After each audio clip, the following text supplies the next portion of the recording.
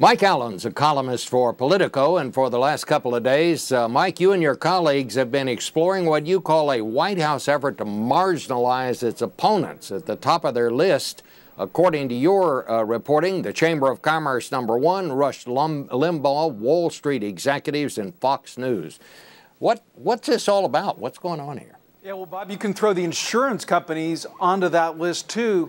And this emerged from their planning for the fall. Back in August, when the White House was really getting beaten up, when people said that the president was off his game, back on his heels, they said in the fall, we need to be much more assertive and aggressive, sort of looking at it as a political campaign.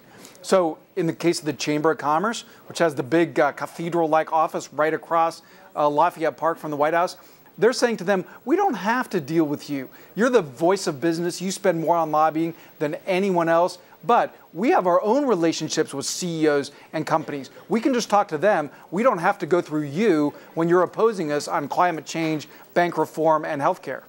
I think one of the interesting parts to me is this new attitude toward Fox News. I mean, aren't they running the risk of elevating their opponents to their level? I mean, from everything I hear, Fox News ratings are going up since the White House has started attacking them. No, Bob, that's absolutely right. I think Fox News loves this. It's great for them. Chris Wallace on Fox News Sunday got much more attention from the fact that the president had stiffed him and that he could say that he didn't play ball with the West Wing than he would have if he had been having just another interview. And the White House is sort of doing it halfway. They've said the president will do interviews again with Fox.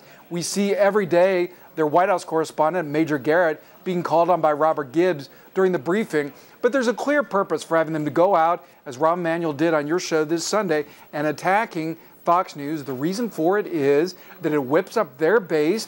The left wing is not going to get what it wants on financial reform, not going to get totally what it wants on health care.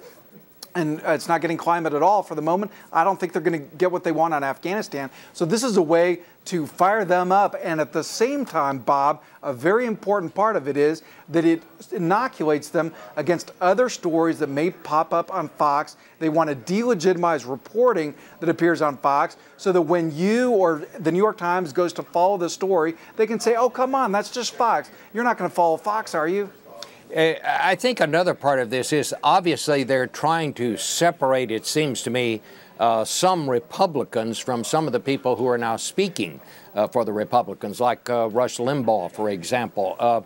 I notice your colleagues, Jim Vandehei and John Harris, today are reporting that there are some Republicans that are very uncomfortable with some of the people who are speaking for the Republican Party. How wide a feeling is that, do you think? Yeah, well, Bob, there is concern about this, and that's because of a very simple stat. Pew Research Center poll, a big one, 3,000 people. It found that the percentage of independents in the electorate was the highest that it's been in 70 years. The percentage of people who say they're Republicans is the lowest it's been in 70 years, 23%, lowest it's been in 30 years, 23% compared to 35% for Democrats. So the point is, Bob, they need to reach independents. They need to reach these voters who swung over to Obama, but maybe now are a little disillusioned with what he's doing or not doing. They're falling away from Obama, but they're not swinging back to Republicans. And it's because of these very vocal, visible spokespeople for conservatism that you're mentioning. They make independents queasy. You can't become a majority party if you can't get some of those people to swing back.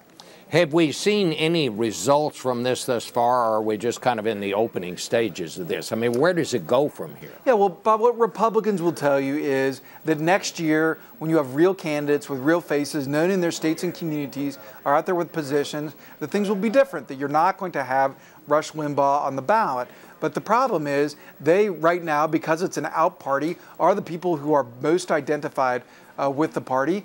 Now, Rush went on yesterday. He took this as a compliment, and he said, look at the numbers. I'm doing better than Obama is. All right. Well, Mike, I want to shift here a little bit because I just think it is my duty to report that we got a very different side of some of your Washington colleagues at a benefit for the charity Mr. Holland's Opus last night. And some of the culprits, I have to report, include some of your reporters at Politico. We're reporting this just because we think you need to know. As long as it's not Jonathan Martin, I'm fine. All right. I'm afraid it may be. Oh, he no. may be involved. Oh, my goodness. Burn Take the a tape. look. Burn the tape.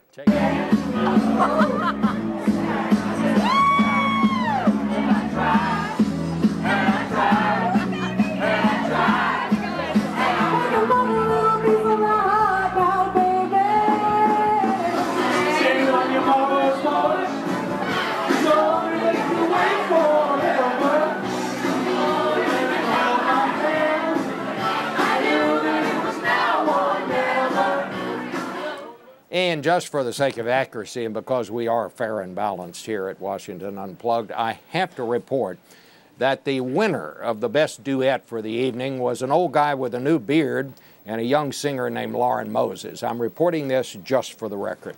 And the best sport was a young guy named Bob Schieffer. Well, you'll see.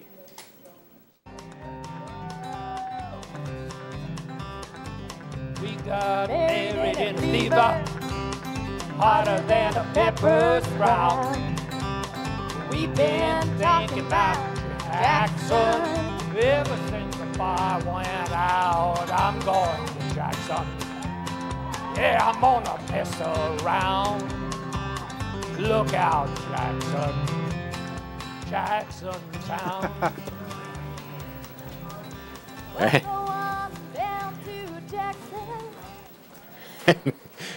And there you are. Well, Mike, thanks for being with us.